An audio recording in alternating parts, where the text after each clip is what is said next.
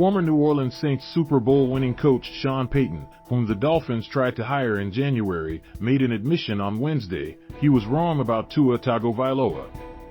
Payton, the Associated Press Coach of the Year in 2006, predicted last week that Tagovailoa would be benched and replaced by Teddy Bridgewater at some point this season. After watching Tagovailoa throw for 469 yards and 6 touchdowns on Sunday in Baltimore, Payton told Fox Sports colleague Colin Cowherd, "I've been somewhat hard on Tua and wrong really because these first 2 games have been really impressive. Watching the game, Waddle and Hill reminded you of Mark, Clayton and Mark, Duper credit, coach, Mike McDaniel and those guys. It's one of those teams that's drinking the Kool-Aid and playing well. They had a good defense a year ago." Certainly, I've been wrong, and he's been impressive. Opinions among former NFL general managers who now work in TV have very much varied about Tagovailoa. Former Kansas City Chiefs general manager and longtime NFL executive Scott Pioli was an advocate for Tagovailoa all offseason and was pleased to see his breakout performance against Baltimore. "It's about his decision-making, maturity.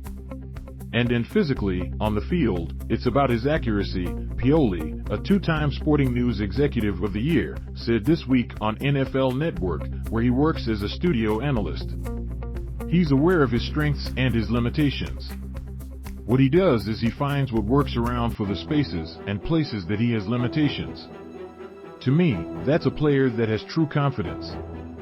He is confident without being arrogant. His teammates not only like him, they respect him and respond to him. They respond to his competitiveness. When I look at Tua, he's one of the players I absolutely fall in love with because I love guys with the right makeup and that are good teammates. He's the type of player we want to represent the NFL, and what's good about it? He's a winner, he's selfless, he's authentic. His off-the-field kindness we see with all the things he does. That's not some marketing campaign. He's the kind of guy who I really believe can represent the National Football League in a good way. What I hope he does is continues to be consistent and do this every single week." Former Dolphins executive Mike Tannenbaum, the former Jets general manager, has voiced doubts about Tagovailoa because of size and durability questions and physical limitations. Dolphins cornerback Xavien Howard missed practice Wednesday because of a groin injury, leaving his status in question for Sunday's game at Buffalo. He missed a game last season with a groin injury. McDaniel did not address Howard's status before practice, and Howard is not permitted to speak to reporters if he doesn't practice. Terron Armstead, who played through a toe injury on Sunday, missed practice with that toe injury on Wednesday. Tight ends Hunter Long, ankle, and Cethan Carter, concussion protocol, remained out Wednesday. Edge player Melvin Ingram Jr. was given Wednesday off as a veterans rest day. 2 Dolphins were limited Wednesday, no.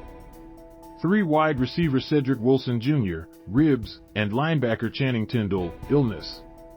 Before the Dolphins won at Baltimore and Indianapolis was blown out in Jacksonville this past weekend, CBS assigned its lead announcing team, Jim Nantz and Tony Romo, to Sunday's Kansas City-Indianapolis game, with the intention of sending that game to more of the country than the Bills-Dolphins game.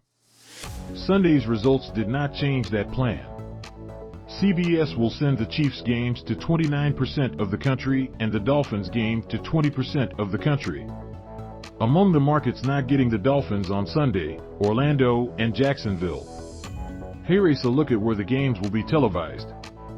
Harlan and Trent Green, CBS No. 3 NFL team will call the Dolphins game for the 2nd Sunday in a row. Distributed by Tribune Content Agency, LLC.